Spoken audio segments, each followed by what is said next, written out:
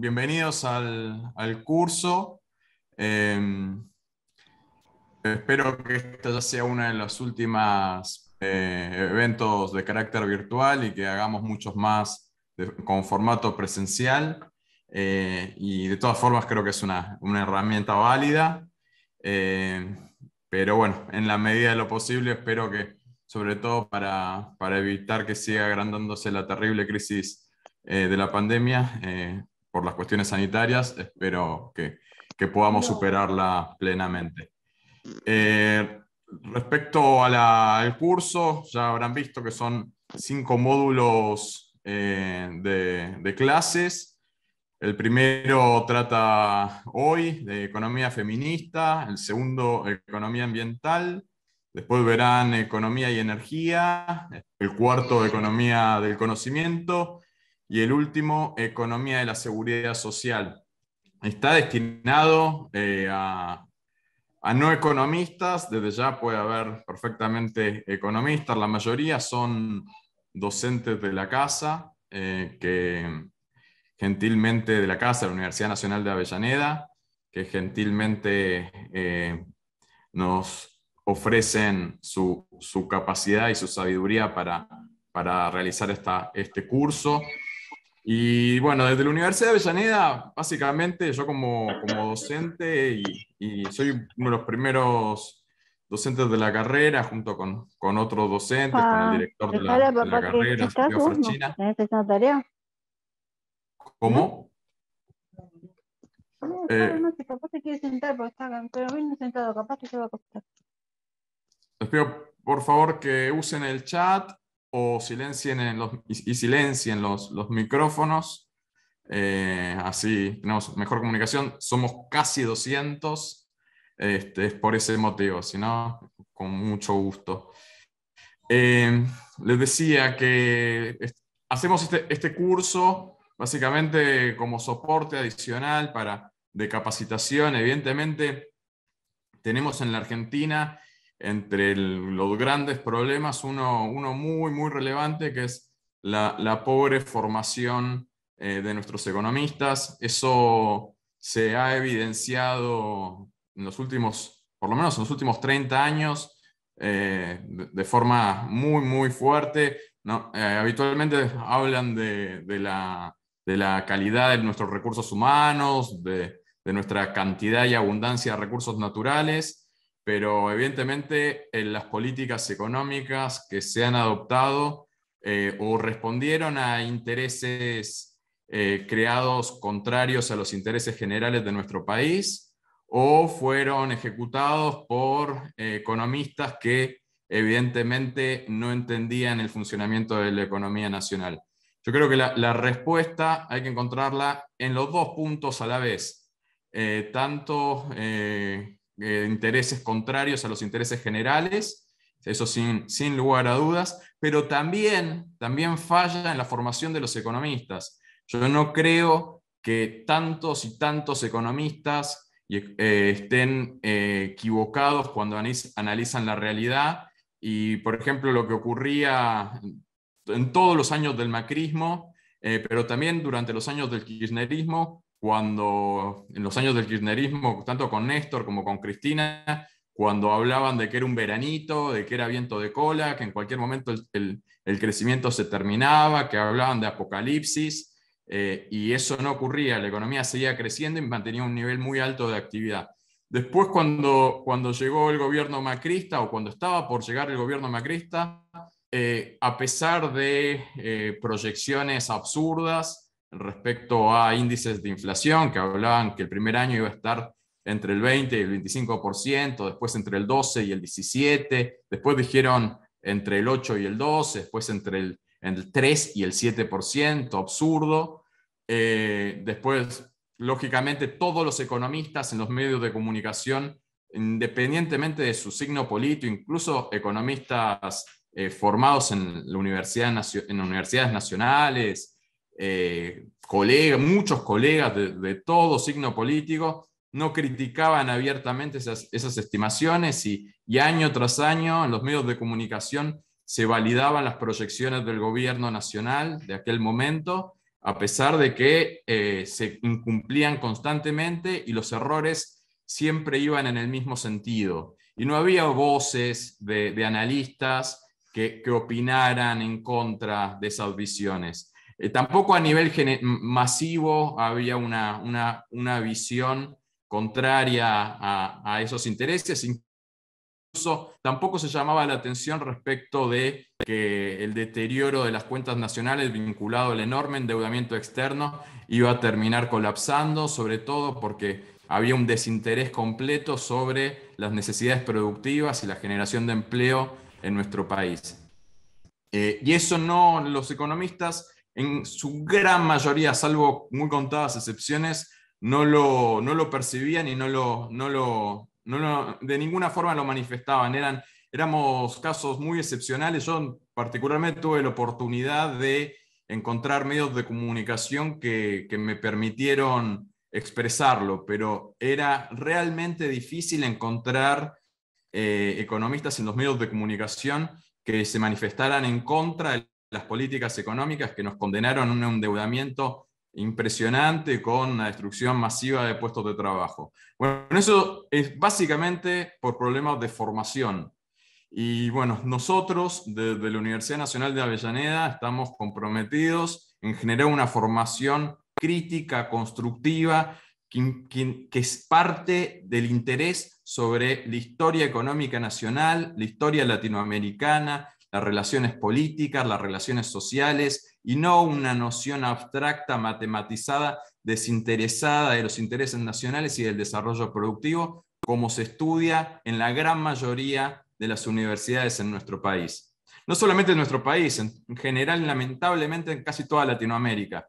Entonces, bueno, nosotros apostamos con esta carrera, los docentes de la carrera están dando una mano muy grande, no solamente, la mayoría de esos, no solamente en cargos públicos, de funcionarios públicos como en mi caso, sino también como investigadores y docentes de la carrera. Así que bueno, espero que este espacio de formación, que en esta oportunidad, por la lamentable pandemia que estamos atravesando, tiene que ser bajo este formato, y espero que más adelante ya nos podamos encontrar presencialmente para compartir también y no tener estas dificultades técnicas que lamentablemente todavía las seguimos padeciendo. Bueno, espero que disfruten el curso. Hoy va a arrancar el primer módulo, que es Economía Feminista, a cargo de los docentes Luciana Rolón y Camila Barón. Lo dejo con ellas. Espero que sea de interés y a disposición para cualquier consulta. Gracias.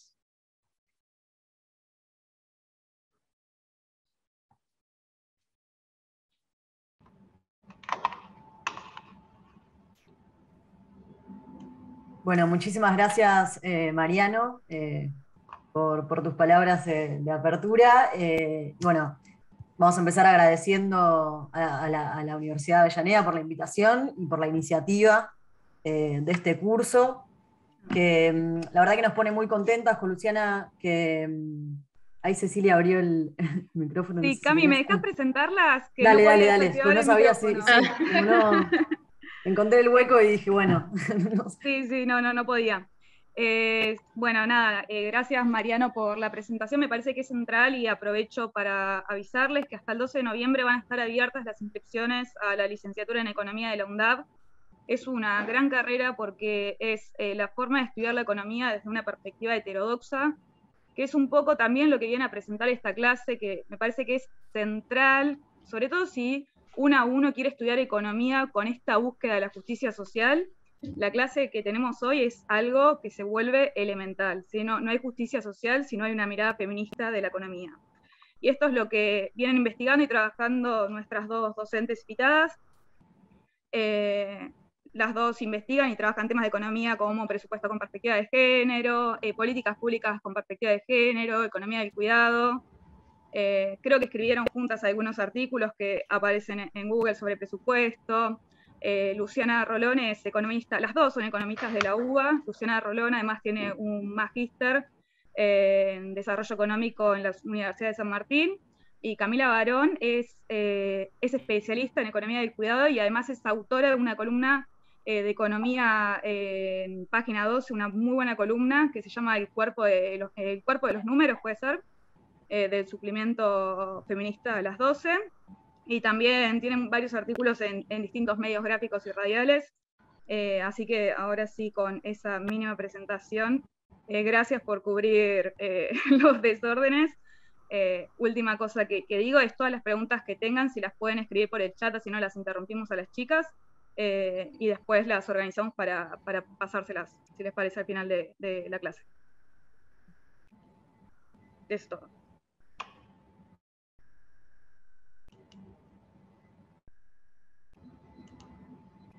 No sé quién de las dos arranca, pero ya les doy el pase y si tienen para compartir y demás, cualquier cosa nos avisan. Ahí va Camila.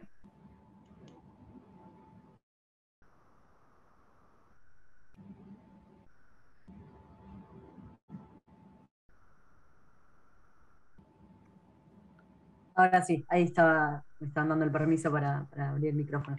Bueno, muchas gracias, Ceci, también por la presentación.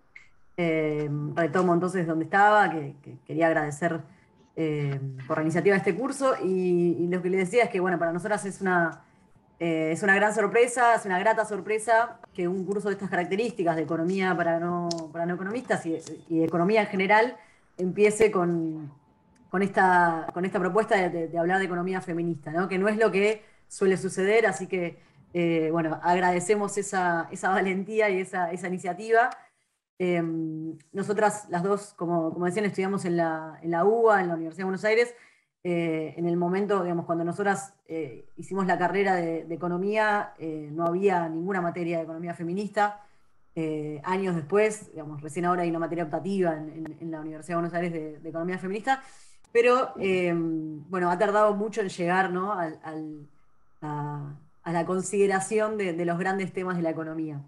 Y como decía Ceci, por supuesto coincidimos en que es central, y que cualquier economía transformadora, economía crítica, economía que se proponga pensar un desarrollo con inclusión, piense la justicia social y piense el cambio social, sin dudas no puede dejar de considerar este tópico de la economía feminista. Y bueno, el resto de o sea, como habrán visto en la propuesta, en el flyer, bueno, el resto de los tópicos también que se tratan en los próximos temas, en los próximos encuentros, también son temas que han sido relegados en la agenda de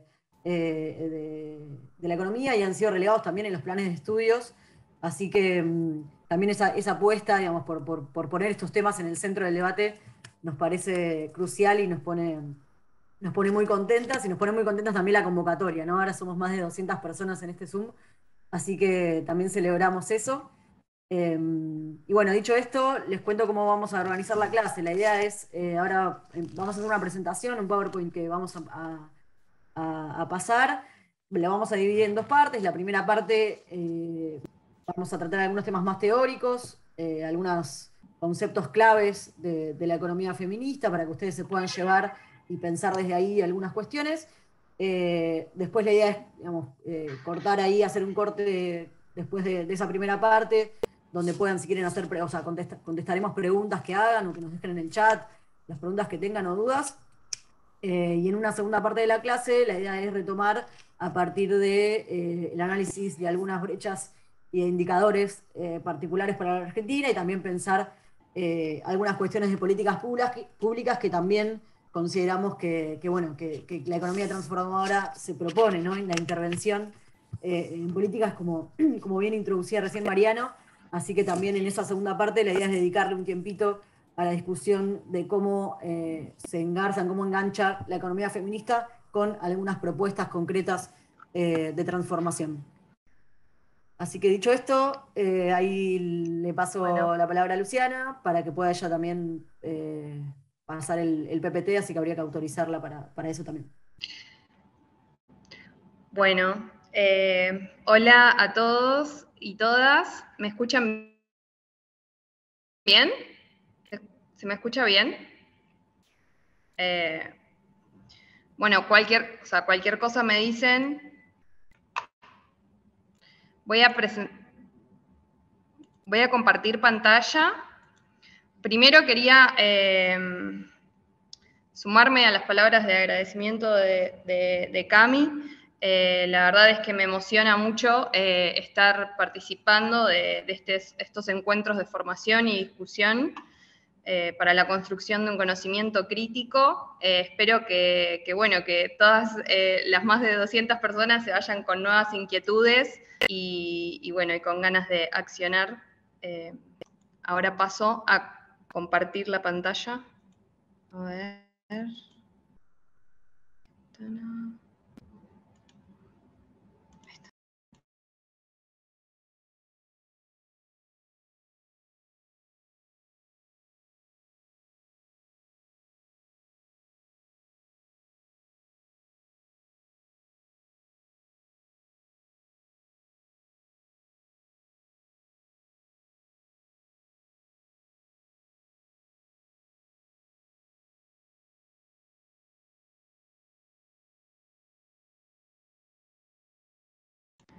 Me dice que, perdón, que no puedo compartir y tener el audio encendido a la vez. ¿Puede ser?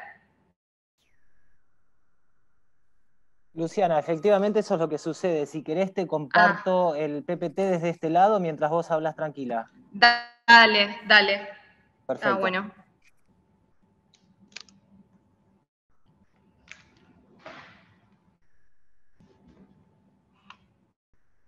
Bueno, bien. Mientras voy, contando la primera parte, un poco la previa a, a presentar a la economía feminista. Vamos a compartir, a transmitir cuáles son las definiciones de qué es la economía para la teoría económica mainstream, que es la teoría neoclásica, y para la teoría la economía política clásica, que está asociada a las obras de Marx, Ricardo y Smith, que es una teoría que se puede ver en los cursos introductorios de economía, en un plan de estudios heterodoxo en otras materias, ¿no? Que tratan problemas y que se transversaliza de diferentes teorías. Ahí está. La primera definición de manual de economía, la economía neoclásica, nos habla de que la economía estudia la administración de recursos escasos para producir bienes y servicios y satisfacer necesidades ilimitadas. Para ello, estudia unidades de análisis, que son el individuo y la empresa, y se supone que ambas van a maximizar beneficios y utilidades, y que la economía va a tender a un equilibrio en todos los mercados, y este equilibrio implica un pleno empleo de todos los recursos, en donde cada uno va a llevarse lo que aporta para la producción. Y en este esquema, digamos, las desigualdades sociales son una falla de mercado, digamos, o pueden ser un shock externo o falla de coordinación en los agentes. En la definición de la economía política clásica, lo que se puede ver es que en esta definición se estudia el modo en que se organiza la producción, distribución y consumo de bienes y servicios en una sociedad. En esta definición se ponen en juego otras nociones. La producción de la sociedad capitalista está regida por la generación de la ganancia, y esta, contrario a la economía neoclásica, no está dado por lo que aporta el factor capital a la producción, sino que es parte del excedente que se apropia del valor que genera la fuerza de trabajo.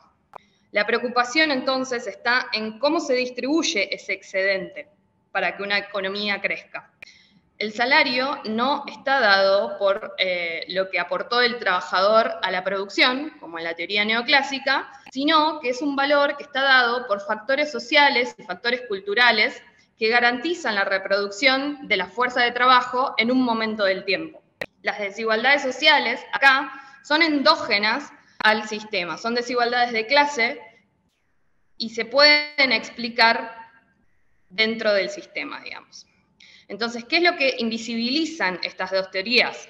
Bueno, lo que vemos es que todo trabajo y producción fuera del mercado, el trabajo doméstico y de cuidados, en este caso, que son todas las tareas necesarias para el sostenimiento de la esfera del mercado, que llevan muchísimo esfuerzo, y si bien se puede pagar por ellas, en general se hacen de forma gratuita, como parte de una actividad familiar, y la carga de estas tareas suele estar a cargo de las mismas personas, en mayoría mujeres. Por otro lado, lo que dejan de lado estas dos teorías son las desigualdades sociales que se generan por los roles de género que son asignados en la sociedad. Justamente esta desigual distribución del trabajo doméstico y de cuidados no remunerado. Entonces, ¿podemos pasar a la segunda? A la segunda filmina.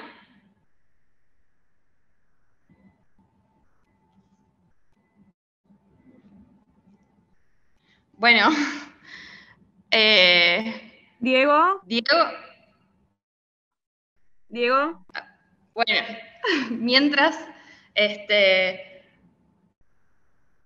esta desigualdad en la distribución del trabajo doméstico y de cuidados no remunerado es lo que la economía feminista visibiliza como la división sexual del trabajo, en donde, ahora cuando vayamos a la segunda filmina, vamos a poder ver que el trabajo, donde se diferencian dos trabajos, el trabajo productivo, que se asocia a los varones, y el trabajo doméstico y de cuidados, que se asocia a las mujeres, y que este último tiene la particularidad que dentro y fuera del mercado tiene menos valor que el trabajo productivo.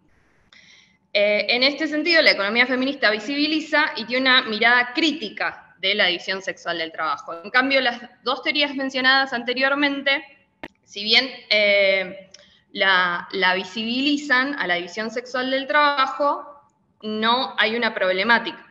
Por ejemplo, en Marx se hablaba de un salario familiar. En el avance del capitalismo se consolida un modelo de varón proveedor en el que el varón de la casa es el que va a trabajar y lleva el pan a la casa y la mujer es la que se encarga de las tareas del hogar. Esto es lo que, Silvia Federici también llama patriarcado del salario. Este salario que percibe el varón proveedor no solo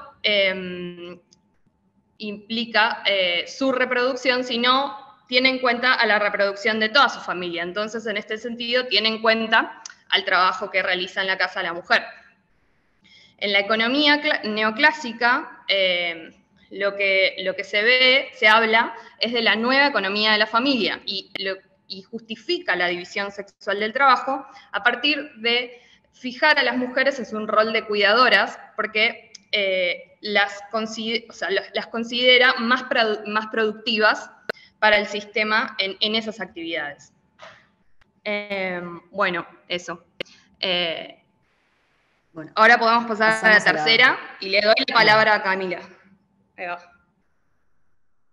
Bueno, entonces, lo que le viene la economía feminista a preguntarse, digamos, más allá de esta primera caracterización somera y muy inicial de las distintas definiciones de la economía, viene a preguntarse por las condiciones necesarias para la reproducción de la vida y en particular para la reproducción del trabajo, ¿no? ¿Cómo hace ese trabajador, esa trabajadora para estar al día siguiente disponible en su puesto de trabajo? Y en particular se va a preguntar, digamos, quiénes realizan esas tareas, ¿no? Que hacen posible esa reproducción de la vida, de las personas, digamos, y de los trabajadores y trabajadoras en particular. Y bueno, ¿cómo el mercado asigna o no asigna valor a esas tareas? Por eso, como planteaba Luciana recién, la división sexual del trabajo aparece como un concepto clave que viene a cuestionar la economía feminista.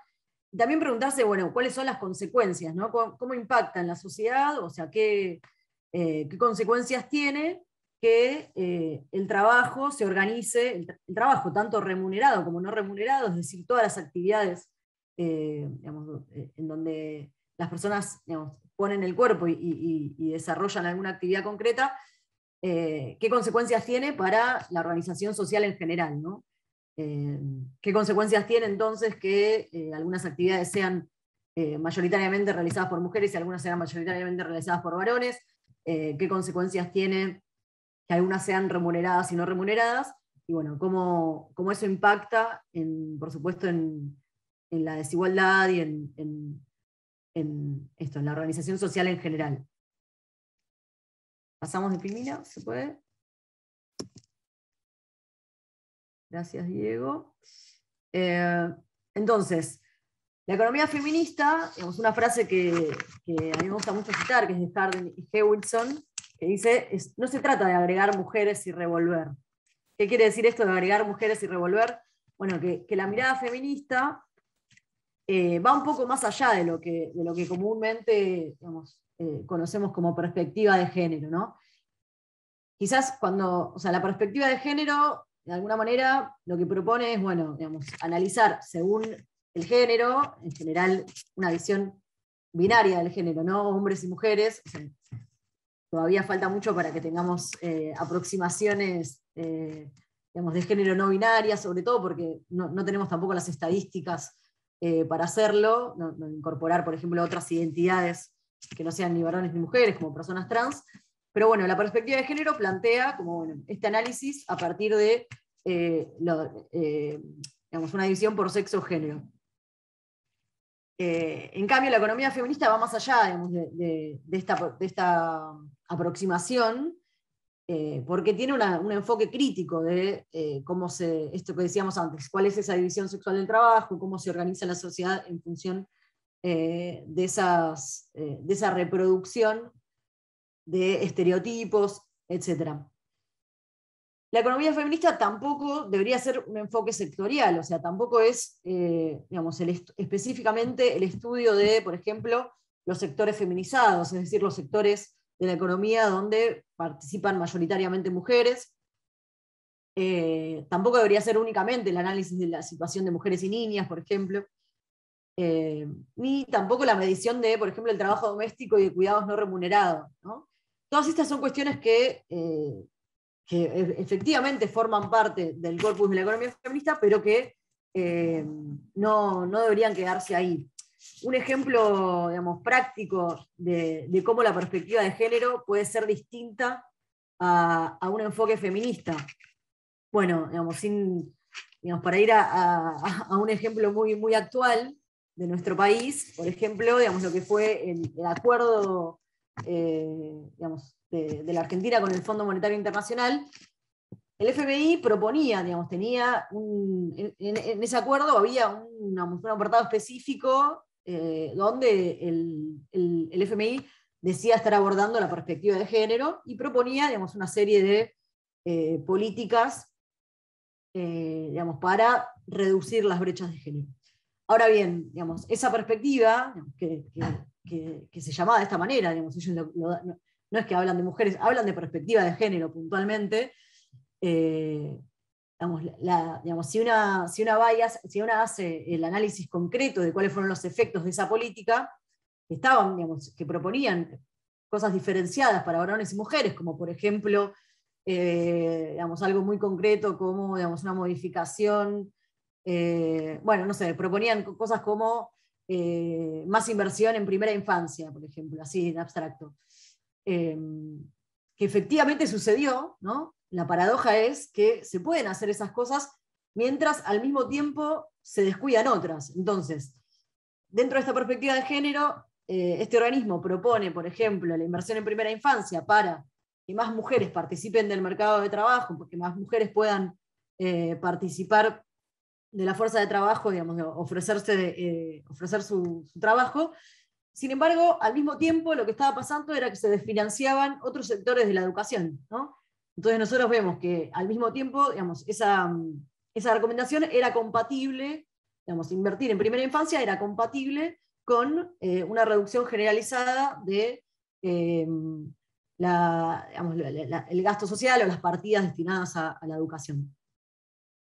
Después, porque, digamos, como segundo punto, lo del enfoque sectorial, ¿no? ¿Por qué digo que no es solamente el enfoque sectorial? Bueno, porque digamos, la economía feminista podría abordarse desde diferentes tópicos de la economía, ¿no? Digamos, uno podría pensar un enfoque feminista del mercado laboral, pero también podría pensar un enfoque feminista de la macroeconomía, un enfoque feminista de la economía ambiental, con lo cual, digamos, es un enfoque que sobre todo intenta ser transversal a las distintas problemáticas que la economía nos propone. Ahora sí, pasamos de Filmina. Entonces, decía recién, la economía feminista requiere una mirada interseccional e interdisciplinaria, ¿no? Interseccional, ¿qué quiere decir? Bueno, que dialoga con diferentes cuestiones, como por ejemplo, digamos, la cuestión de la raza, la cuestión de la clase. Entonces, esa mirada interseccional hace que, digamos, no sea solamente el género, ¿no? En cambio, la perspectiva de género podría no ser interseccional. Digamos, podría haber una perspectiva de género que no piense, digamos, qué pasa con esto, ¿no? Con otras diferencias sociales, como por ejemplo la raza y la clase, o, digamos, el nivel de ingresos, etc. Entonces, digamos, una perspectiva feminista sí, digamos, mira estas otras problemáticas al mismo tiempo. También es un enfoque interdisciplinario porque se nutre, digamos, de otras disciplinas, ¿no? La economía feminista recupera muchas de las proclamas o muchas de lo que construyó el movimiento feminista como movimiento político, con lo cual, digamos, recupera también cuestiones que tienen que ver con la historia de las mujeres, la historia con perspectiva de género, digamos, también desde la filosofía hay aportes para pensar qué significa el género, ¿no? Para cuestionar y para pensar esto, ¿no? ¿Qué es la diferencia de género? ¿Cuál es la diferencia sexual? Entonces, es necesariamente una mirada interdisciplinaria la que tiene la economía feminista, que no pasa con muchas otras secciones o muchos otros tópicos de la economía, ¿no? Que a veces quedan muy relegados, o sea, queda muy separado y la economía se olvida de dialogar con otras disciplinas científicas, y es muy, digamos, o al menos desde este enfoque consideramos que es muy, muy necesario, ¿no? Esa interdisciplinariedad de los estudios. También, digamos, se caracteriza por poner en el centro del análisis la sostenibilidad de la vida, ¿no? Esto que se suele decir, poner la economía feminista pone la vida en el centro. ¿Qué quiere decir? O sea, con esto se resume que de alguna manera se corre del eje de los mercados, ¿no? La economía feminista viene a plantear, digamos, sobre todo una mirada que piensa el bienestar, que piensa la vida más allá de digamos, el intercambio mercantil.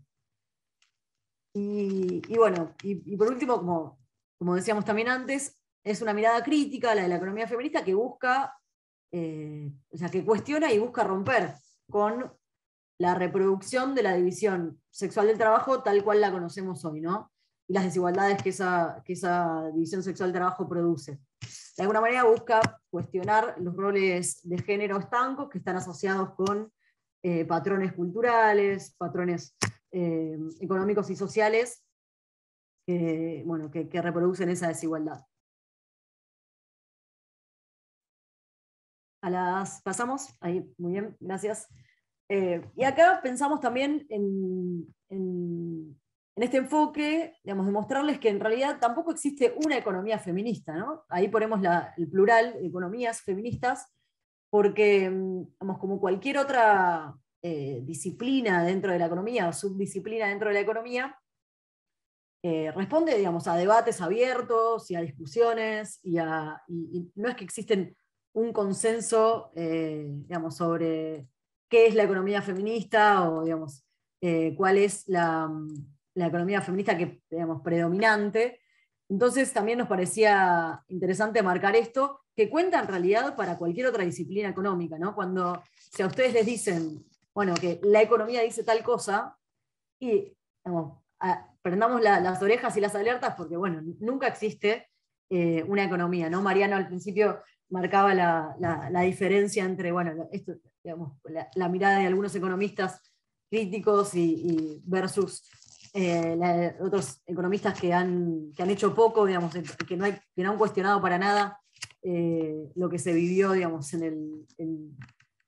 durante la oscura etapa económica entre el 2016 y 2019.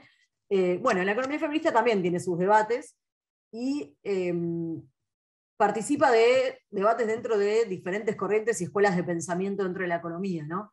Podemos decir, digamos, lo que sí coincide en que es un enfoque crítico. Digamos, cualquiera de los enfoques críticos de la economía en la que estemos parados y paradas, bueno, la economía feminista puede participar. O sea, es una mirada, digamos, que comparte con esto, ¿no? Con las miradas críticas en general y heterodoxas. Vamos a hablar también de las miradas heterodoxas de la economía. Entonces, bueno, se producen conceptos desde ahí, desde esa confluencia.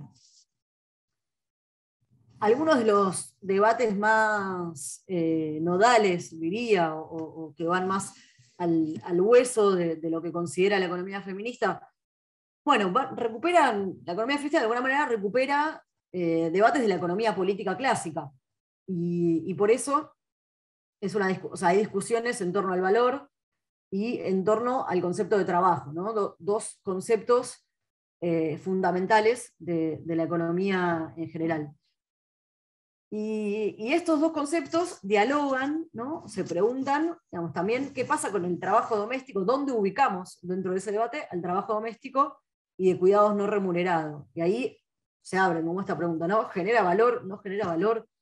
¿De qué valor estamos hablando? ¿No? Valor, digamos, definido de qué manera. Entonces, abre, digamos, obviamente no vamos a tener tiempo de desarrollar este debate en particular hoy, pero bueno, queríamos, digamos, traerlo, ¿no? Digamos, presentarlo, digamos, eso existe y eso se discute, y eso lleva también a discusiones más prácticas, ¿no? Digamos, si, por ejemplo, si ese trabajo debería remunerarse o no, si debería reducirse, o si debería distribuirse socialmente. Todos esos debates están asociados a estas cuestiones también más teóricas sobre, digamos, la pregunta del valor que generan y del aporte que producen en la economía. Digamos, otra gran discusión de la economía feminista, que es una discusión de los feminismos en general, ¿no? Por eso decía lo de la interdisciplinariedad, es una discusión que supera, digamos, por mucho a la economía feminista y que se discute, la discuten todos los enfoques, digamos, feministas de otras disciplinas también, es la relación entre, por ejemplo, capitalismo y patriarcado, ¿no? Digamos, si podría subsistir un sistema sin el otro, digamos, podría existir un capitalismo sin un patriarcado, digamos, podría haber hay patriarcado sin capitalismo, digamos, ¿cuál es la relación? Bueno, eso también genera como ciertos debates dentro de los enfoques y también, bueno, también diferentes formas de abordarlo, ¿no? No es lo mismo pensar que se puede resolver dentro del marco del capitalismo cualquier división o cualquier brecha de género que considerar los sistemas que funcionan de conjunto. Entonces, digamos, plantear la posibilidad de que en realidad, si se superaran las brechas de género, en realidad también se estarían superando o estarían modificándose otras desigualdades que son intrínsecas al capitalismo.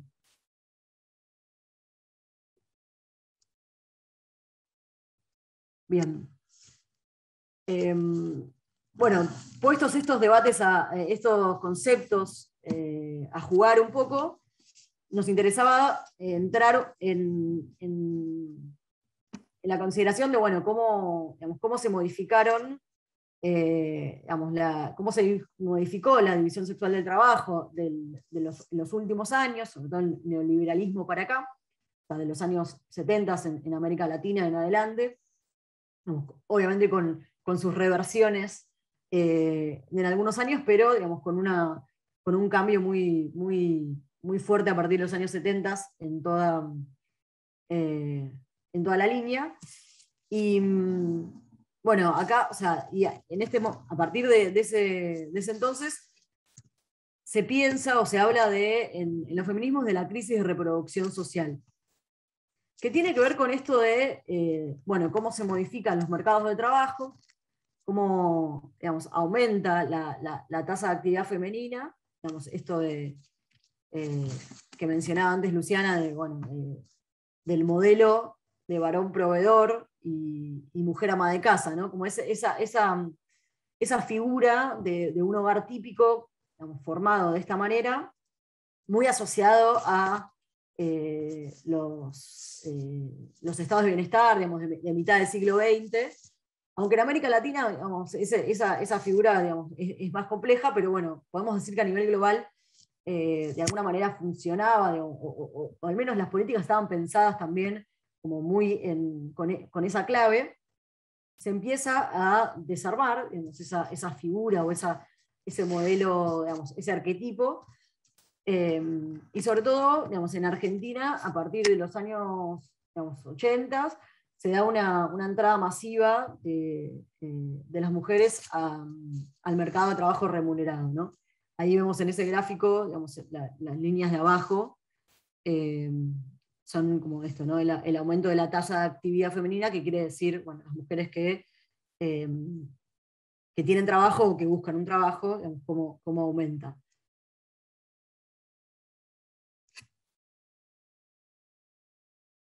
La siguiente, ahí está. Bueno, esto da como resultado, de alguna manera, una nueva estructura social, le podríamos llamar, donde, bueno, digamos, lo que va a aparecer como predominante es la figura de la familia con dos proveedores, ¿no? Y esta figura, de alguna manera, digamos, pensada también en un esquema, digamos, de cambios neoliberales, digamos, donde al mismo tiempo que las mujeres se incorporan masivamente a ese mercado de trabajo,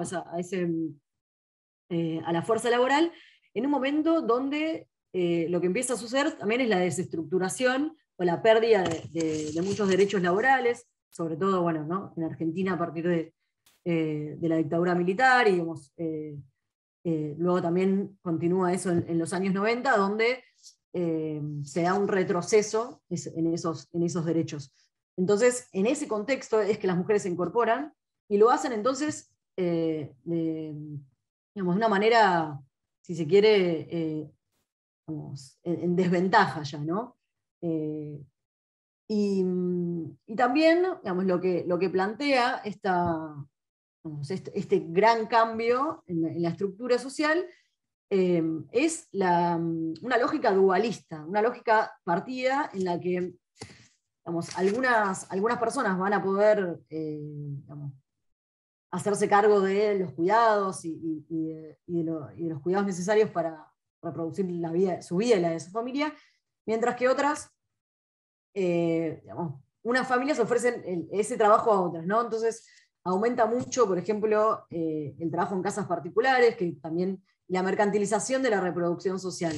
¿Qué quiere decir la mercantilización de la reproducción social? Bueno, por ejemplo, también digamos, es un concepto que refiere a el efecto de las privatizaciones. Entonces, parte de las tareas de cuidado, digamos, en un sentido amplio, como pueden ser el acceso a la educación y el acceso a la salud, aparecen privatizadas. Entonces, digamos, esto digamos, da cuenta de esta lógica dualista, ¿no? Mercantilizada para algunos y privatizada para otros. Y bueno, en este contexto también es que se entiende, digamos,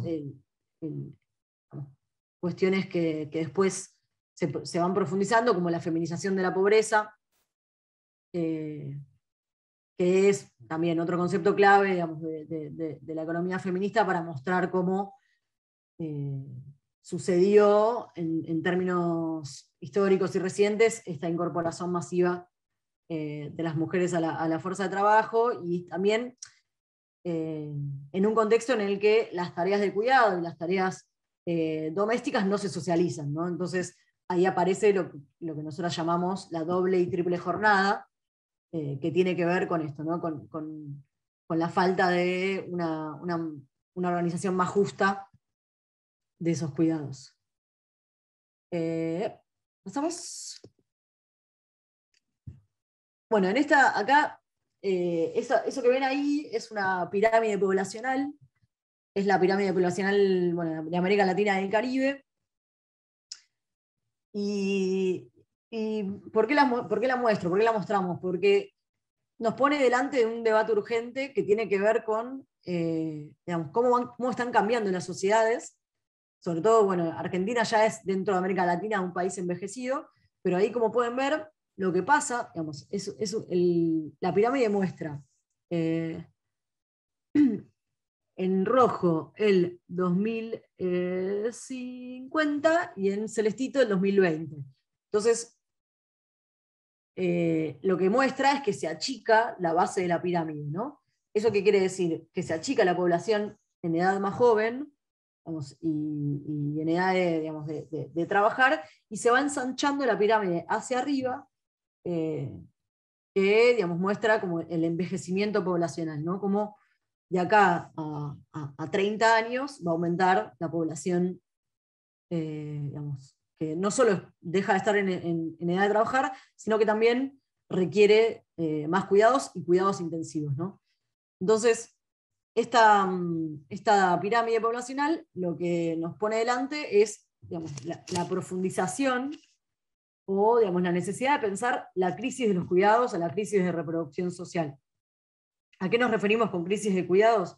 Bueno, digamos, a esta sobrecarga de tareas, digamos, de las mujeres y los cuerpos feminizados, que, digamos, al asignarle las tareas de cuidados mayoritariamente, y a la vez exigir o proponer o incentivar la participación laboral de esas mismas personas, terminan en una sobrecarga, digamos, donde digamos, no se sabe bien cómo se van a resolver todas esas tareas de cuidado a nivel social y a nivel general, ¿no? Entonces, nos pone por delante, digamos, la necesidad de discutir, debatir, digamos, y de repensar la organización social del cuidado, ¿sí? Y entonces, esto digamos, ¿a qué nos referimos con organización social del cuidado? Bueno, a la manera en la que interrelacionadamente las familias, el Estado, el mercado, las organizaciones comunitarias producen y distribuyen el cuidado, ¿no? La noción de organización social del cuidado se emparenta con eso que está ahí, que se llama el diamante de cuidado, muy citado en la literatura de la economía feminista, como representación de esa arquitectura a través de la cual se provee cuidado, ¿no? Entonces, digamos, todos esos sectores, de alguna manera, digamos, proveen cuidado. El tema es, bueno, quién, en qué cantidad, para quién y cómo. Por supuesto que a nivel global, a nivel mundial, las necesidades de cuidado se resuelven de maneras distintas. Otro concepto clave de la economía feminista es el de las cadenas globales de cuidado. ¿Qué significan las cadenas globales de cuidado? Bueno, las cadenas globales de cuidado piensan o muestran, digamos, sobre todo la relación entre los cuidados y las migraciones, ¿no? Todos sabemos que muchas veces las tareas de cuidado y las tareas domésticas las realizan mujeres, sobre todo mujeres migrantes, y se producen distintos corredores migratorios, digamos, para suplir esas necesidades de cuidado. Y como también sabemos, se trata de actividades que en general están muy infravaloradas en el mercado, es decir, que se les asigna, digamos, salarios muy bajos, infravaloradas socialmente también, digamos, porque a esas tareas está asociado, digamos, niveles de registro muy bajos, también, digamos, está asociado a formas de discriminación. Y entonces ahí es donde se pone muy en evidencia esta doble cuestión de la desvalorización, ¿no? La desvalorización mercantil, digamos, en lo que pasa en el mercado, y la desvalorización social, de que la sociedad entera, digamos, se está preguntando poco en cómo resolver esas necesidades de cuidado. ¿Y por qué cadenas globales? Y porque también, digamos, hay una relación que supera, digamos, las fronteras nacionales, por supuesto, ¿no? Digamos, en América del Sur, digamos, hay distintas migraciones internas, pero también hay migraciones que conectan los distintos continentes. En Europa, por ejemplo, el envejecimiento poblacional, eso que veíamos ahí en esa pirámide, es mucho mayor que en lugares como en América Latina, y eso da como resultado que hay una migración, ¿no?, de trabajadoras migrantes latinoamericanas para cubrir esas tareas de cuidado de vuelta, que siempre están peor remuneradas que el resto de las tareas en los países europeos. Entonces, bueno, las cadenas globales de cuidado también funcionan, ¿no?, como digamos, como una punta del iceberg donde se puede ver estas formas de desigualdad que se extienden y se reproducen. Bueno, si quieren, vamos a dejar acá, creo que ya les dejamos un montón de conceptos que seguramente surjan dudas. Así que antes de ir a esta segunda parte, donde la idea es contarles un poco las brechas de género en la Argentina y pensar algunas cuestiones de la agenda de políticas públicas, abrimos, si les parece, para dudas o comentarios que quieran hacer hasta aquí, y continuamos. Les pedimos igual si pueden hacer los comentarios por chat, así no se arma lío, que somos muchas personas. Igual les leo una que había surgido antes, como para que la vayan pensando quién la responde, que creo que la desarrollaron en la exposición, que estuvo muy completa, son muchos conceptos, la verdad. La pregunta es de Sebastián Atienza, dice: ¿la desigualdad de género tiene que ver con un fallo de mercado? ¿Cómo explica la teoría neoclásica esta problemática? Esa fue una pregunta.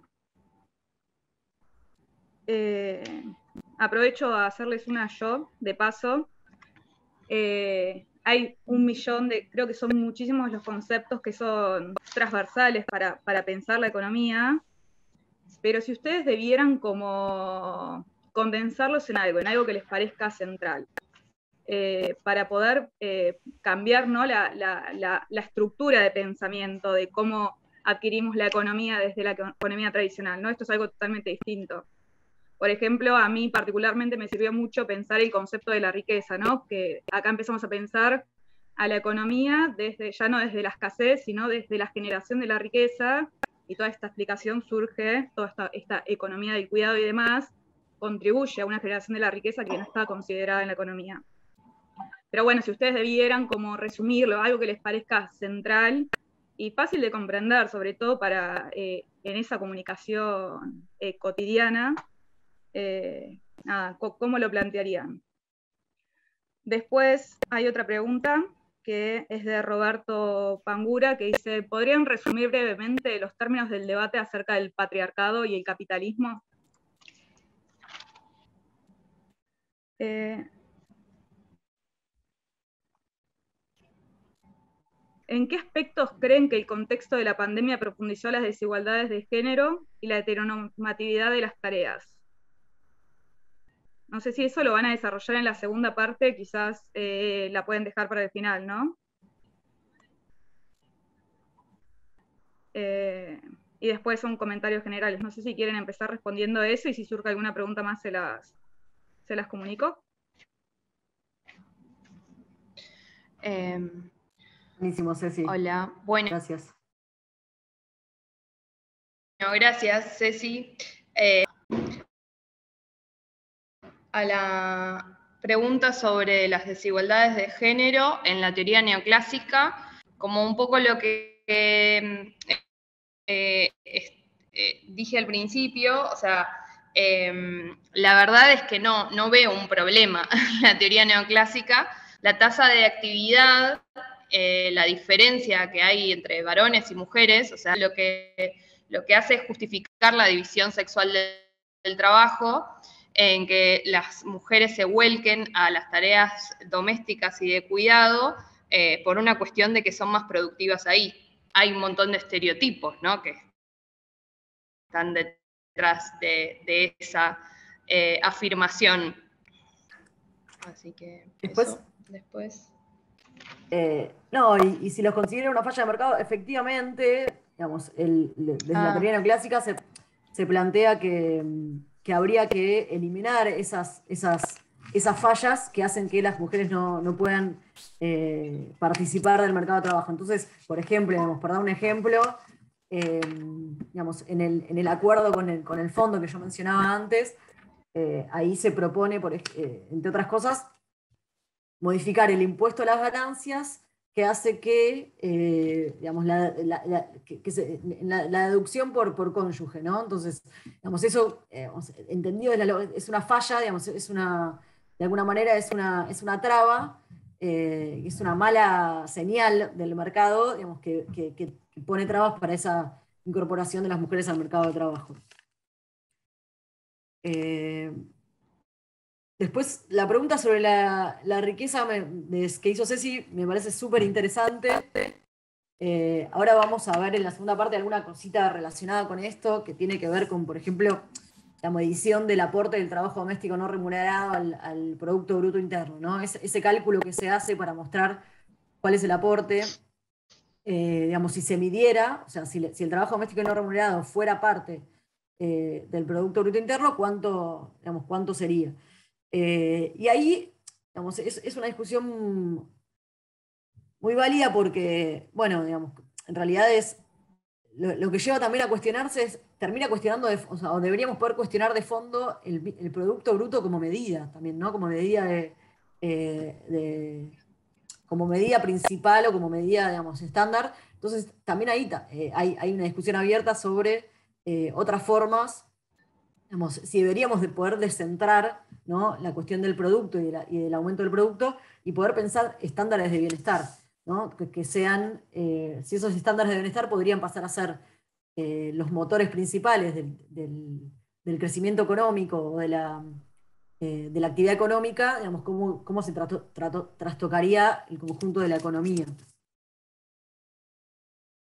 Sobre debate de patriarcado y capitalismo, infinidad de cuestiones. Ahí vi que alguien recomendaba el texto de Engels. Sin duda, digamos, se puede resumir en la teoría. Lo pongo así muy concreto, lo van a buscar, les dejo con la tarea de ir a buscarlo. Se habla de teoría dual y teoría unitaria, ¿no? La teoría dual es la que piensa que se puede separar, digamos, o el enfoque que piensa que se pueden separar capitalismo y patriarcado. Y la teoría unitaria plantea de alguna manera que hay una retroalimentación entre un sistema y el otro. Sobre pandemia y desigualdad, bueno, ahora si quieren cuando vamos a la segunda parte de políticas, por ahí ahondamos un poquito. Y una última que me olvidé, que me parece que es interesante porque tiene que ver con todo esto que estuvieron comentando al principio, es si coexisten diferentes escuelas en la economía feminista o hay una mirada preponderante. Sí, eso lo intentábamos poner al principio. Quizás es medio difícil hacer un mapeo de las escuelas dentro de la economía feminista, pero sin dudas, o sea, quizás es más fácil explicarlo como decía antes. O sea, la economía feminista es transversal a todos los enfoques heterodoxos y críticos de la economía. Entonces, digamos, las distintas escuelas de pensamiento dentro de lo que es el pensamiento heterodoxo y crítico, tienen sus propios debates sobre la economía, digamos. Digamos, en cantidad de producción, digamos, teórica, hay una gran producción de la economía feminista marxista, y también hay un enfoque que es como muy, digamos, que está muy extendido, que es el que nace sobre todo en España, digamos, y que se retoman desde Latinoamérica, que son autoras que ponen el debate de la sostenibilidad de la vida y de poner la vida en el centro, digamos, el conflicto que tratan de hablar, en lugar de el conflicto capital-trabajo, digamos, tratan de dar vuelta, digamos, y agregar y pensar el conflicto capital-vida. Ahí es como otra gran apertura, ¿no?, de las escuelas, digamos, o de distintos aportes de la economía feminista. Cami, como para complementar, o por lo menos lo que yo no soy especialista, pero en lo que me fui metiendo, es como que uno va viendo que el feminismo en la economía cuesta que entre, no pasa lo mismo con otras disciplinas, sobre todo sociales, y es como progresivo, ¿no? Tenés el menos progresivo de todos, sería la que ustedes comentaban, ¿no? La economía de género, más ligada al pensamiento neoclásico, neoliberal, y después la rupturista, Te pasó lo mismo que a mí. que también ya plantea como el extremo de decir, bueno, cuestionémonos incluso los indicadores, incluso cómo se mide el Producto Bruto Interno, porque hay que cuestionarnos la generación de la riqueza, y realmente ya desde el feminismo rupturista no consideran que sea posible el feminismo en un sistema capitalista, ¿no? Como chocan esas dos ¿cómo se puede decir? Los extremos del debate, digamos. Sí. Eso. Un bocadillo.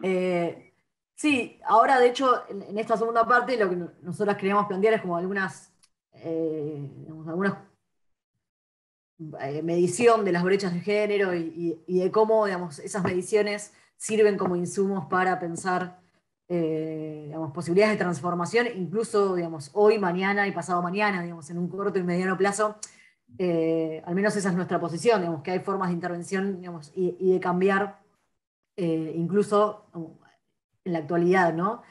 Entonces también pensábamos esto de la perspectiva de género, digamos, y feminista, ¿no? Porque puede ser, hay perspectiva de género, esto, digamos, que reproduce, y también puede haber una perspectiva de género de las políticas que tengan un enfoque feminista y que incluso, digamos, sabiendo que la intervención no va a eliminar del todo, digamos, todas las formas de desigualdad, sí hay digamos, posibles transformaciones dentro dentro del sistema que tenemos. Así que un poco por ahí va lo que sigue. Luli, no sé si querés agregar algo. Me había caído, perdón, o sea, no escuché nada de lo último. Bueno. Me andaba muy mal la conexión. Bueno. Me perdí un poco la última parte. No, tranqui. Si quieren, volvemos a la presentación y cerramos con eso y volvemos después a una última rondita de preguntas, así no nos extendemos tanto. No sé hasta qué hora tenemos. Eso, quienes moderan, si nos... No sé si... Se suponía que eran 2 horas, pero como empezamos tarde, nada, tratemos de terminar. 8:30 debería cortarse. Si llegamos a hacerlo hasta 8:30, genial. Dale, sí, yo creo que pasamos esto que sigue y volvemos a una ronda de debate. Había un par de preguntas que se podían responder ahora también, eso lo había notado. ¿Podemos pasar a la segunda filmina? ¿A la otra? O sea... Bueno, un poco la idea entonces es mostrar en esta parte cómo se miden todos estos problemas de las desigualdades de género que vimos en la primera parte. Los datos desagregados por sexo y género son esenciales para insumo de la economía feminista, ¿no? Para producir políticas con perspectiva de género feministas que cambien esta organización social del cuidado injusta de la que hablábamos. Bueno, y en los últimos años se ha trabajado bastante en la generación de estadísticas. En los últimos años se logró el compromiso de todos los ministerios en la generación y relevamiento de estadísticas con perspectiva de género y diversidad. Si bien por ahora, como decía Cami previamente, todavía no hay entidades oficiales que digamos, tengan estadísticas diversas, o sea, reproducen el binarismo sexual. En el próximo censo hay una pregunta sobre identidad de género y bueno, son los primeros pasos, digamos, para avanzar sobre eso, que es un trabajo que viene haciendo INDEC y Ministerio de las Mujeres, Géneros y Diversidad. Y bueno, y un poco los datos que tenemos acá los pueden encontrar en el INDEC en la parte de mercado de trabajo, y también algunos fueron procesados por la Dirección Nacional de Economía, Igualdad y Género del Ministerio de Economía. Bueno, en primer lugar, acá está la brecha de tiempo y cuidados. En la Argentina las mujeres se dedican en promedio 6 horas diarias a estos trabajos y los varones 3 horas, que son, bueno, todo todos los trabajos, quehaceres domésticos, de apoyo escolar, cuidado de personas, todas las tareas que implican transportar a los niños al colegio, la contención emocional, comunitaria, bueno, están ahí. Y la principal carga la tienen las mujeres. Pasamos a la otra filmina, por favor.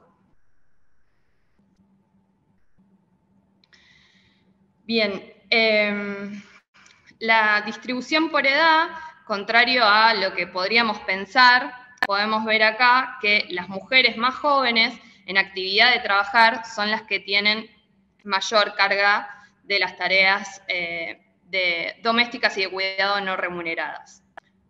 Pasemos a otra.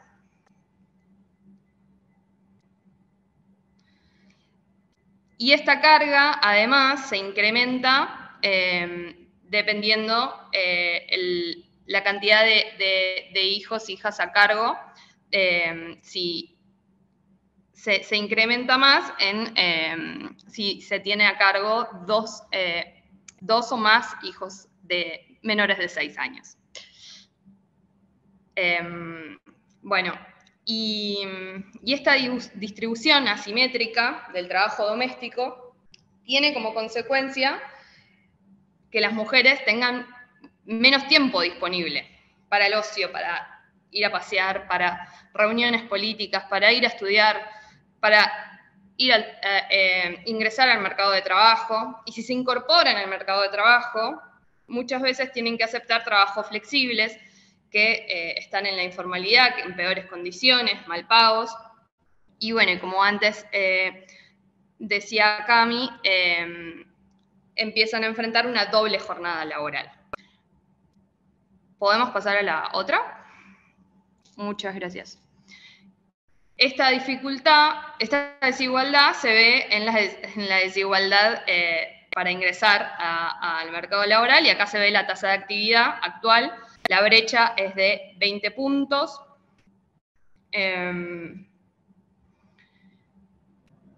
Algunos organismos internacionales, como Cami mencionaba anteriormente, se focalizan en aumentar la tasa de actividad sin preocuparse por resolver el problema de la distribución asimétrica dentro del hogar. Y eso lleva a esas tasas de desocupación, digamos, esa desigualdad en las tasas de desocupación, que en las mujeres es más alta y mucho más en mujeres jóvenes, que asciende a un 22%. Y si pasamos a la otra filmina, esta carga asimétrica de tareas se traduce también en la desigualdad en los ingresos, en todas las categorías ocupacionales. La brecha de ingresos entre varones y mujeres es del 23%, y en ocupaciones informales las mujeres ganan aún menos que los varones. Esto se puede ver, por ejemplo, en el salario del sector más feminizado de la economía y con mayor informalidad, que es el trabajo doméstico remunerado de casas particulares, donde hoy en día el promedio del salario está en más de 10.000 pesos aproximadamente. Y si vemos el salario del sector masculinizado con mayor informalidad, que es la construcción, el salario promedio es el doble. Ahora pasamos a la otra. Y también se puede ver acá la distribución del ingreso, desagregada por sexo, donde las mujeres se ven sobre representadas en el decil de ingresos más bajos, 70%, y son minoría en el de ingresos más altos. Y ahora pasamos a la otra. Gracias. Bueno, acá podemos ver la composición de la ocupación según grandes ramas de actividad. Y bueno, lo que se puede ver es que 4 de cada 10 mujeres ocupadas se insertan en trabajos relacionados con tareas domésticas y de cuidado, servicio doméstico, enseñanza, servicios sociales y de salud, que son los sectores que se denominan de la economía del cuidado. Esta feminización de trabajos también se le llama en la literatura segregación horizontal. Y a su vez lo que sucede es que dentro de estas ramas las mujeres tienen mayor participación en los segmentos de ingresos más bajos. También se llama en la literatura esto piso pegajoso. Y hay una dificultad en alcanzar puestos jerárquicos, lo que también es llamado techo de cristal, como barreras que existen, que las mujeres, digamos, no llegan a esos puestos. Bueno, y después los únicos datos, digamos, que tenemos de diversidad, un poco, esta era una de las preguntas, el INDEC y el INADI hicieron una encuesta en el 2012, y bueno, seguramente se van a producir muchas más, como les decía, con el censo, además con la ley de cupo laboral trans. Pero bueno, los datos que tenemos son alarmantes y también se replican en toda Latinoamérica, donde el 80% trabaja en la informalidad en actividades vinculadas al trabajo sexual y otras actividades precarias. El 64% de la población travesti trans tienen aprobado el nivel primario, el 20% termina en secundario, y el 80% manifiesta que en las búsquedas laborales sufren discriminación. Sí. Bueno, después esto lo mencionó Cami, que tiene que ver con un indicador que muestra la importancia del trabajo doméstico y cuidados no remunerados en la economía. La Dirección Nacional de Economía, Igualdad y Género el año pasado elaboró un estudio donde obtienen que el trabajo doméstico y cuidados no remunerado representa el 15,9% del PBI, que es lo que significa que es el sector de mayor aporte en toda la economía, seguido por la industria, que es un 13%, y el comercio, que es también 13%. Este dato es similar a otros estudios que se hicieron en Latinoamérica. En México tienen una cuenta satelital de contabilización de trabajo doméstico y cuidados no remunerado, que creo que es alrededor del 20%. Bueno, y con la pandemia, lo que sucedió fue que con las restricciones de circulación y el aislamiento obligatorio aumentaron muchísimas de estas tareas. Digo, se puso a la luz la importancia de las tareas domésticas de cuidado y aumentó en particular el componente de apoyo escolar, lo que hizo que el trabajo doméstico y de cuidados no remunerado ascienda a 20% del PBI. Ahora, si quieren, pasamos a la otra. Bueno. Acá vamos a ver cómo se traduce en políticas. Cami, te paso la palabra. Dale. Gracias, Lu. Sí, un comentario sobre lo anterior, algo que siempre nos gusta decir para pensar, es esto de, para reforzar la cuestión de la interseccionalidad. Cuando hablamos de los techos de cristal y de los pisos pegajosos, ahí también se ve, digamos, por ejemplo, la ruptura de los techos de cristal, que quiere decir, digamos, exigir que más mujeres participen de los cargos jerárquicos, por ejemplo, en los cargos directivos de las empresas y en otros lugares jerárquicos. ¿Qué pasa, digamos, con las tareas de cuidado, ¿no? ¿Quiénes son las personas que realizan las tareas de cuidado que esas mujeres dejan de realizar? Entonces, el techo de cristal tiene como correlato también, digamos, bueno, ¿quiénes barren los vidrios rotos de quienes llegan a romper ese vidrio de cristal, decimos, ¿no? Y ahí es donde aparece como lugar, como cuestión fundamental, la tarea de las trabajadoras de casas particulares y, bueno, por supuesto, la falta de derechos y la necesidad imperiosa de ocuparse de esas trabajadoras puntualmente. Entonces, pensando también ya en algunos ejemplos de políticas y la agenda de políticas públicas que se viene impulsando, bueno, que contribuyen a cerrar brechas de género y modificar esta injusta organización social de los cuidados. Vi que ahí en los comentarios alguien mencionaba algunas de estas medidas, así que bueno, no vamos a hacer un repaso exhaustivo ni de qué se tratan, pero bueno, las mencionamos también como para que ustedes puedan ir a buscarlas y revisarlas. En primer lugar, digamos, una de las, digamos, de las políticas que nosotros consideramos más importantes tiene que ver con el reconocimiento de aportes de tareas de cuidado, que es una política de ANSES y que tiene que ver con reconocer, ¿no?, el efecto que tiene digamos, en la participación laboral de las mujeres el cumplir tareas de cuidado. Y por eso se reconocen, digamos, años de aportes según, digamos, cantidad de hijos, y también se reconocen en esta misma medida digamos, la diferencia entre, digamos, para aquellas que, digamos, trabajan en la informalidad y que por eso fueron beneficiarias de la asignación universal por hijo, se les considera un año más que al resto. Por otro lado, se está discutiendo, digamos, la creación de un sistema integral de cuidados. En América Latina existe el ejemplo de Uruguay. Uruguay es un país que en el año 2015 creó el sistema integral de cuidados, que tiene que ver con la coordinación de políticas de cuidados en las distintas esferas del Estado, y también bueno, ¿no?, como el intentar congeniar de una manera más justa los cuidados entre las distintas personas y organizaciones que participan en esto del diamante de cuidados que mencionaba antes.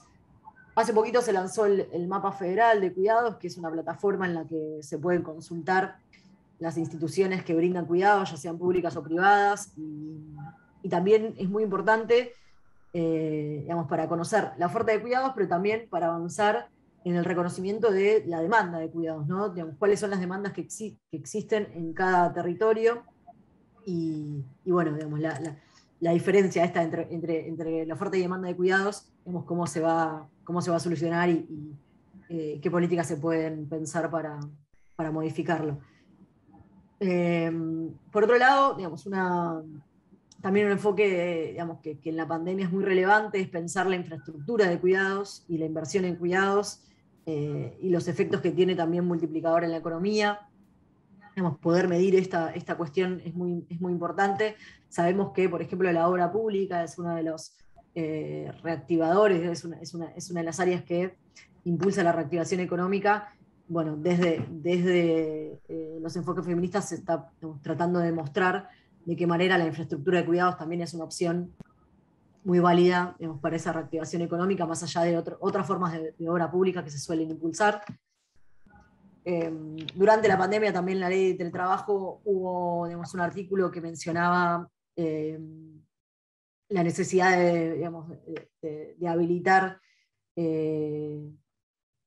horarios flexibles para personas que tienen, digamos, menores o otras personas que requieren cuidados a su cargo.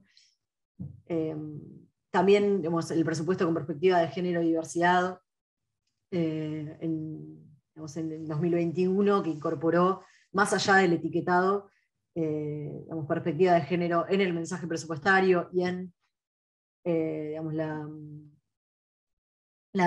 definición del presupuesto. Bueno, dentro de la formalización del trabajo doméstico, alguien mencionaba recién el programa Registradas, que bueno, también es una medida que también surge a partir de pensar que, por ejemplo, durante la pandemia hubo medidas para impulsar digamos, o para sostener el trabajo registrado en distintas áreas, y en su momento, digamos, el trabajo de casas particulares estuvo relegado, digamos, se dio beneficios para digamos, la continuidad laboral de algunos sectores, y en esos sectores no habían estado incluidas las trabajadoras de casas particulares.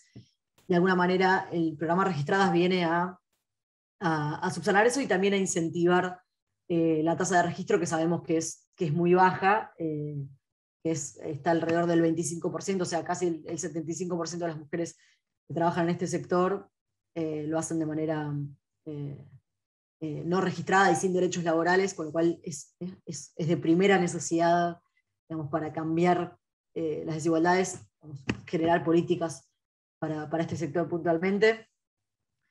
Bueno, también se están pensando políticas tributarias con perspectiva de género. Y por último, bueno, hablamos recién también de la ley de cupo laboral trans como una medida que es insignia en el continente, ¿no? En América Latina, las políticas transfeministas o que rompen el binarismo todavía se dan en muy pocos lugares, y bueno, Argentina es sin duda un lugar en el que estamos pudiendo pensar ese tipo de intervenciones.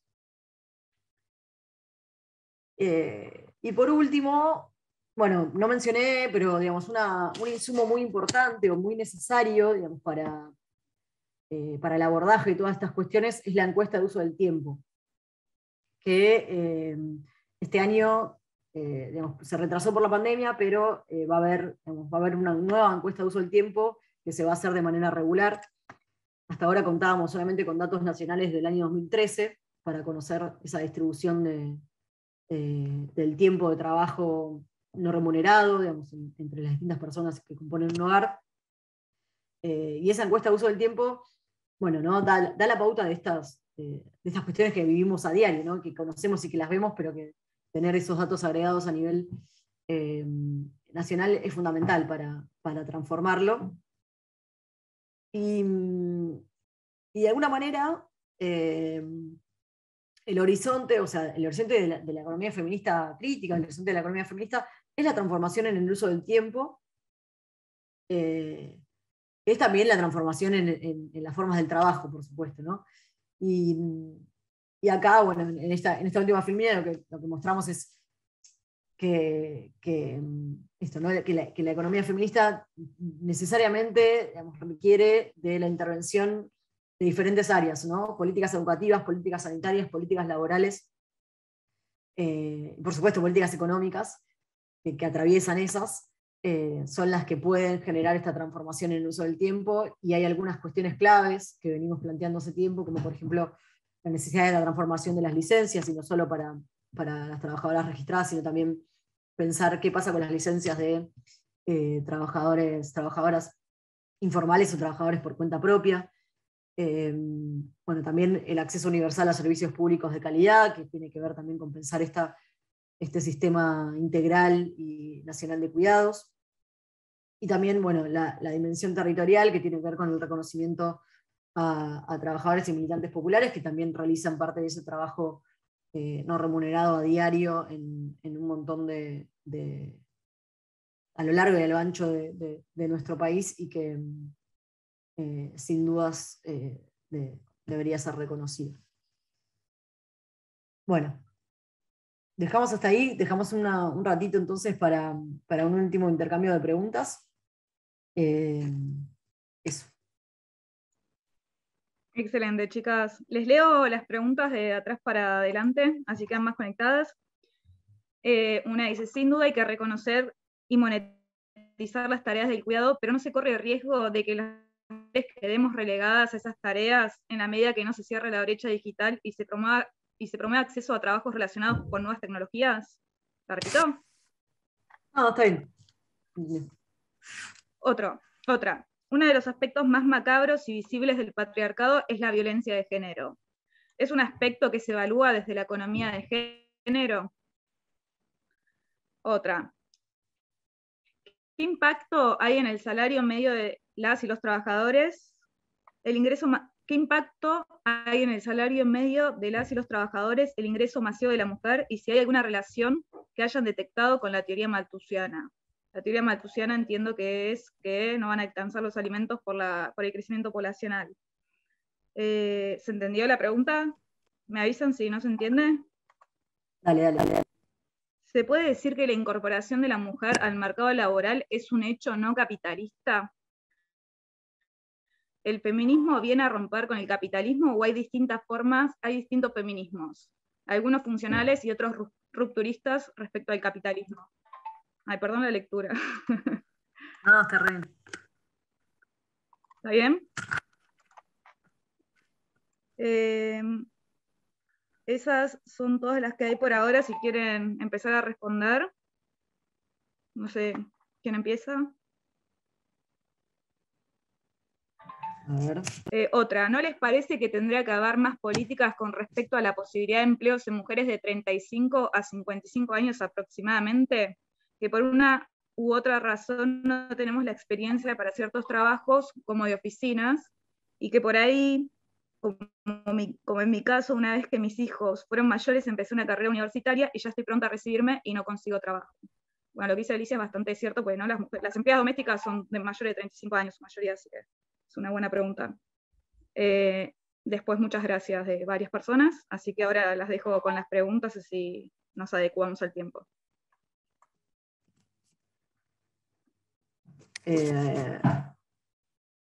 Luli, si querés yo empiezo, interrumpime o sumate. Dale, yo sí, perfecto. Justo... ¿Querías empezar? No, se me había ocurrido, digamos, respecto al tema de violencia de género, mencionar el programa Acompañar, que bueno, es un programa, digamos, que más, supera, digamos, la asistencia a la violencia digamos, a las personas que sufrieron violencia de género, y busca, digamos, acompañar a la persona económicamente, digamos, brindando autonomía económica para liberarse de esa violencia, ¿no? Eso me parece que es un cambio respecto de los paradigmas de programas de violencia anteriores. Sí, y tiene que ver de alguna manera con lo que han empujado los feminismos en Argentina desde el año 2015, o sea, Ni Una Menos, digamos, que es un grito contra la violencia machista.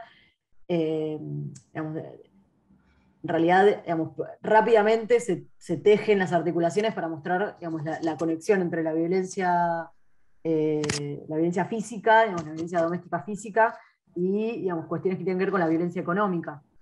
Como decía Luli, por ejemplo, digamos, la dependencia económica hace que, por supuesto, digamos, se retroalimenten o digamos, no poder salir de esos círculos de violencia. Entonces, sin duda, digamos, hay una relación directa entre esa violencia doméstica y su manifestación más cruel, que tiene que ver con los femicidios y la violencia física, con la desigualdad económica y las brechas que acabamos de mostrar en toda esta presentación, ¿no? Así que sí, está muy buena la pregunta, porque creo que es clave, ¿no? Poder pensar digamos, que esas consignas no están sueltas, y que bueno, que hay toda una explicación bastante más compleja que la que se tuvo durante muchos años, como por ejemplo tildándonos como crímenes pasionales o cosas del estilo. Después la pregunta sobre remunerar o no remunerar, y si fijar, o sea, si remunerar el trabajo doméstico no nos fijaría en esas actividades, creo que es una pregunta muy, muy buena y muy válida. Ahí hay de vuelta, como decíamos al principio, en algunas de las filminas, hay distintos enfoques y distintas miradas sobre qué hacer con el trabajo doméstico no remunerado. Digamos, hubo campañas muy famosas en los años 70, donde, por ejemplo, digamos, una teórica y una activista feminista como Silvia Federici es una de las referentes de la demanda por salario para las trabajadoras domésticas. Para las trabajadoras domésticas no remuneradas, no para las trabajadoras de casas particulares.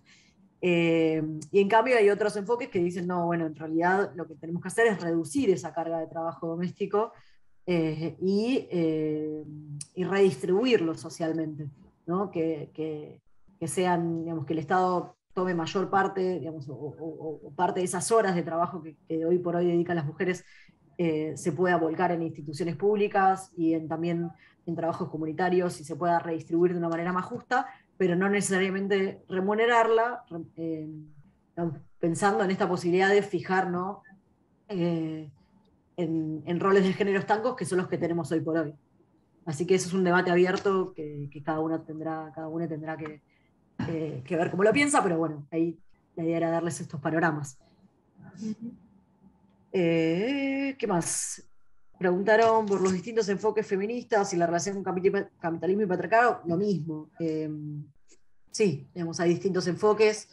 Como les decíamos antes, como la relación entre capitalismo y patriarcado es un debate en la literatura y es un debate también en los activismos. Y bueno, se expresa de diferentes formas. Después, lo de las políticas de 35 a 55 me parece también un gran aporte. No me acuerdo cómo se llama la compañera que lo mencionó, pero sí, sería muy innovador y muy interesante poder pensar digamos, esta cuestión de en qué momento de la vida una mujer puede digamos, acudir o puede ser parte del, digamos, o puede acudir al sistema educativo y, como decía, digamos, recibirse en un rango diferente al que está marcado por esas trayectorias que permiten, digamos, a las mujeres, no sé, recibirse a una temprana edad, o, digamos, y es muy importante pensar qué pasa, ¿no? con quienes se incorporan al mercado de trabajo recién cuando dejan de tener tareas de cuidado a su cargo. Así que me parece eso, una gran idea para acercar a hacedores, hacedoras de políticas públicas.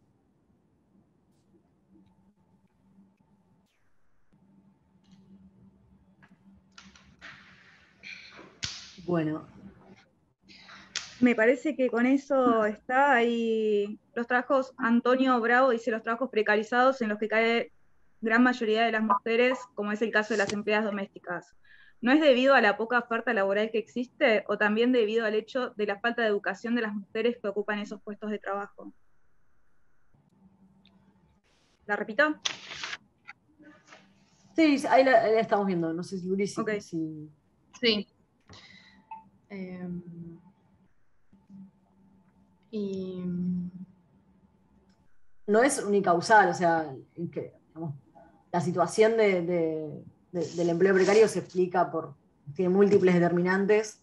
Ahí estás preguntando si es un problema de oferta o de demanda, que eso también es algo que se discute la literatura de economía en general, digamos, ¿no? ¿Es un problema de las calificaciones o es un problema de que no hay suficiente empleo porque no se está demandando lo suficiente? Digamos, yo desde una perspectiva crítica te voy a decir que no es un problema, no es un problema de oferta, o sea, no es un problema de las calificaciones, y tiene sí más que ver con una estructura económica y qué trabajos están demandando. ¿Puedo aportar una cosita a eso? Que es todo esto, ¿no? Sí, Ustedes sí. introdujeron a lo largo de toda la exposición el concepto del trabajo doméstico y de cuidados no remunerado, y como muchas de estas mujeres destinan una jornada laboral a las tareas del cuidado, disponen de poco tiempo para destinar al mercado laboral. Entonces, se insertan menos horas y eso la lleva a tener empleos, como no logran cumplir estas 8 horas, sí, empleos más precarios, peor pagos, porque encima el empleo doméstico lo que tiene es esa misma desvalorización que tiene el trabajo no remunerado, también lo tiene en el mercado, ¿no? Ese trabajo que se vende también está desvalorizado, a pesar de que es fundamental para el bienestar y el desarrollo de las personas, ¿no? Creo que esta política que implementó ahora el gobierno de pagar una parte del salario a las empleadas domésticas, teniendo como contrapartida, ¿no?, el registro, es elemental porque las empleadas domésticas nunca estuvieron en la agenda pública de las políticas públicas. Y toda esta lucha que vienen llevando a cabo millones de mujeres está teniendo, ¿no?, como resultados este tipo de medidas, como fue el reconocimiento de los aportes de las tareas del cuidado y que aparezcan las empleadas domésticas en la definición de las políticas públicas. Nada, quería como meter ese bocadillo. Sí, buenísimo, Ceci.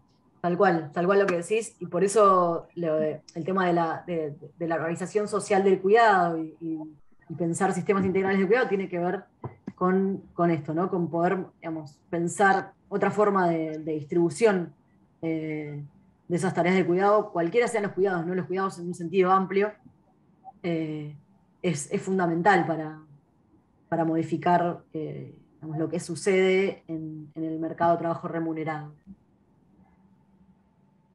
Bueno, chicas, siendo 8:26, nada, hicieron una exposición porque era un tema extremadamente amplio, que las felicito y les agradezco muchísimo porque introdujeron muchísimos conceptos, y si nos pueden compartir la presentación para que la tengan todos y todas las participantes, genial, me parece que es un material de mucha utilidad que lo van a reutilizar. También la clase va a estar grabada en el canal de YouTube de la Universidad de Avellaneda. Les voy a dejar también acá en el chat la página que está, la carrera de la UNDAV, ¿sí? Tiene las inscripciones, como dijimos. A ver, paren que no puedo compartir. No me deja mandar en el chat, perdón, bueno, si entran a googlean, pues no puedo compartir. Licenciatura en Economía de la UNDAV, ¿sí? Los va a llevar a una página que van a tener la descripción de la carrera, ¿sí? Dura 5 años con todas las materias, y ahí tienen la solapa inscripciones y ahí van a tener que registrarse e inscribirse. Con esto y comentándonos, no, la próxima clase, miércoles que viene, 6:30, va a estar la clase de Economía Ambiental con docentes Claudio Escarleta y Silvina Batakis. Este curso de Economía para no economistas tiene más docentes mujeres que docentes varones, me parece que algo también es estas batallas que venimos ganando. La incorporación de mujeres a la economía es algo que necesitamos también para defender nuestros derechos, así que celebramos que se inscriban también las mujeres. Y eso es todo por mi parte, chicas, les agradezco muchísimo y a todos y todas los que participaron. Bueno, muchas gracias a todos y todas. Y les vamos a hacer llegar la presentación y también un contacto para quienes estén interesados. Se quedaron con preguntas, cosas. Eso, muchas gracias a todos y a todas por estar hasta estas horas y bueno, es muy grato ver el interés que hay en la economía feminista, ojalá siga creciendo. Gracias Ceci por la moderación y bueno, volvemos a agradecer a la UNDAV por el espacio. Muchas gracias. Muchas gracias. Buenas noches. Buenas noches.